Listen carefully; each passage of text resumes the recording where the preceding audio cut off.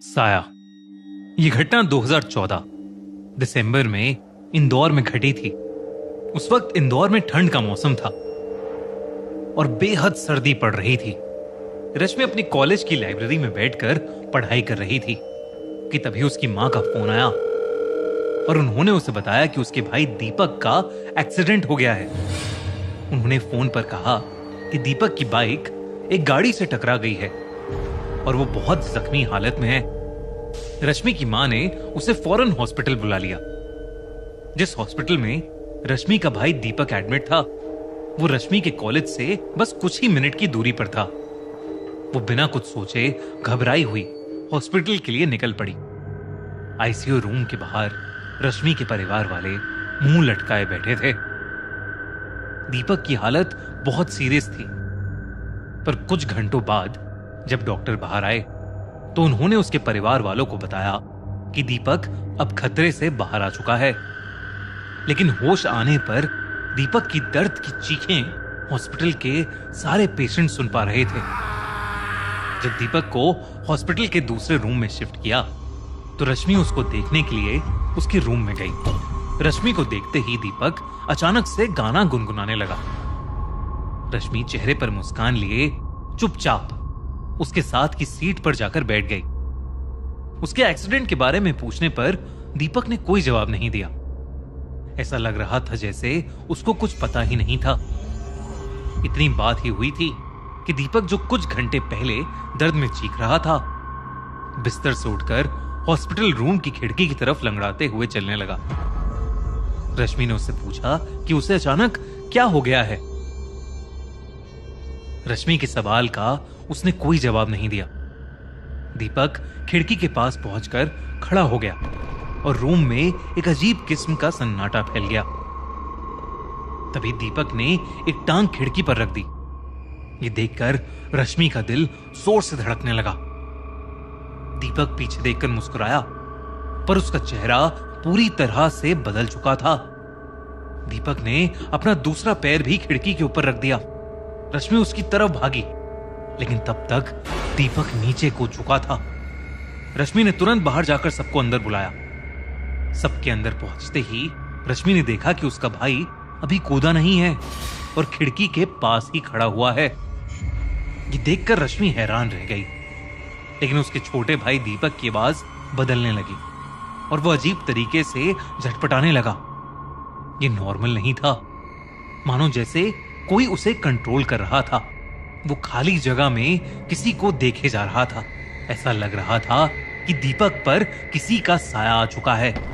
शाम को दीपक लगातार बड़बड़ाता रहा कि अगर वो हॉस्पिटल में ज्यादा देर तक रहा तो जल्द ही कोई उसे मार देगा।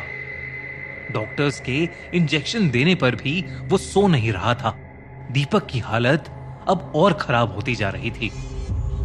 रश्मि की मां अपने बेटे को ऐसी हालत में देखकर घबरा गईं और उसे डिस्चार्ज करवा के वापस घर ले गईं। करीब 10 घंटे सोने के बाद जब दीपक अपने घर में उठा तो वो दोबारा अजीब ढंग से बर्ताव करने लगा। वो घंटों रूम की खिड़की के बाहर बैठकर रोते हुए किसी को देखे जा रहा था। रश्मि ने उससे पूछना चाहा कि वो किसे देख रहा है। दीपक ने गिरते हुए आंसुओं के साथ अपनी उंगली से एक जगह इशारा करके दिखाया। उसकी उंगली के सामने उनकी मां खड़ी थी। दीपक का हाथ अपनी तरफ देखकर उसकी मां भी डर गई, पर यह किसी को नहीं पता था कि दीपक अपनी मां के पीछे की तरफ इशारा कर रहा था। दीपक को अपनी मां के पीछे किसी औरत का साया नजर आ रहा था। वो धीरे से रश्मि के कान में बोला कि वो मुझे लेने आई है। ये सुनकर रश्मि के रोंगटे खड़े हो गए। तभी अचानक दीपक वहां से उठा और भागकर किचन के सिंक के नीचे जाकर बैठ गया। किचन के अंधेरे में वो जोर जोर से हंसने लगा।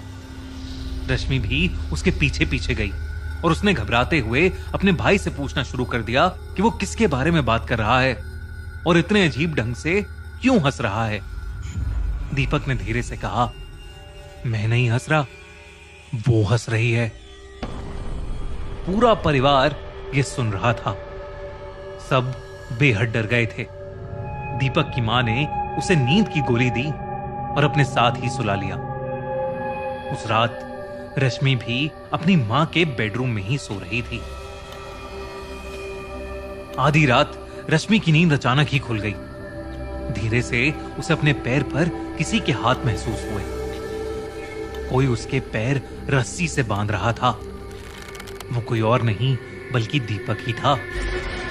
रश्मि कैसे न कैसे करके खुद को छुड़ाने की कोशिश करने लगी, लेकिन तभी रश्मि ने देखा दीपक की आंखों का रंग लाल पड़ने लगा था।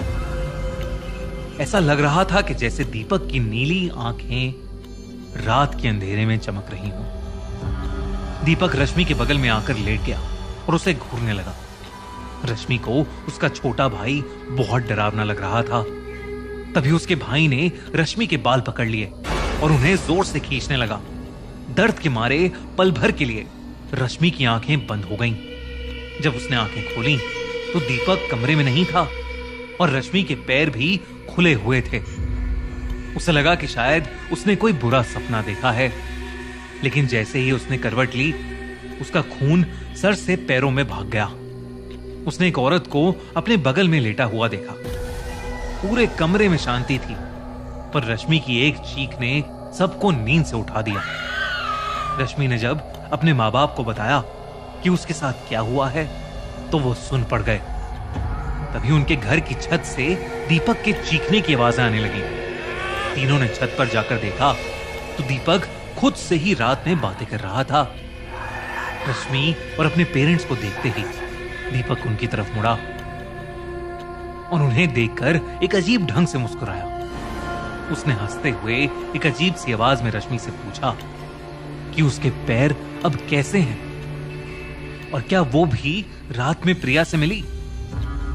ये सब सुनकर रश्मि सहम गई और सबके सामने उसका रोना छूट गया। तभी दीपक बहुत गुस्से में आ गया। उसके चेहरे ने एक भयानक रूप ले लिया था। ऐसा लग रहा था कि उस पर किसी आत्मा का साया है। उसने रश्मि को उसके बालों से पकड़कर हवा में उठा लिया। जब उनके पापा दीपक को रोकने उसके पास गए तो दीपक ने दूसरे हाथ से अपने पापा को एक जोर का धक्का दिया और वो नीचे गिर पड़े। दीपक रश्मि के ऊपर बहुत जोर से चीखा और चीखते ही अचानक बेहोश होकर नीचे गिर पड़ा। सुबह जब दीपक को होश आया तो वो अपने ही घर में एक चेयर से बंधा हुआ था। एक पंडित उसके सामने बैठा था। पंडित ने दीपक को देखकर बताया कि एक्सीडेंट की जगह से दीपक के साथ कोई और भी वापस आया था, एक औरत जो उसी रोड पर मर गई थी।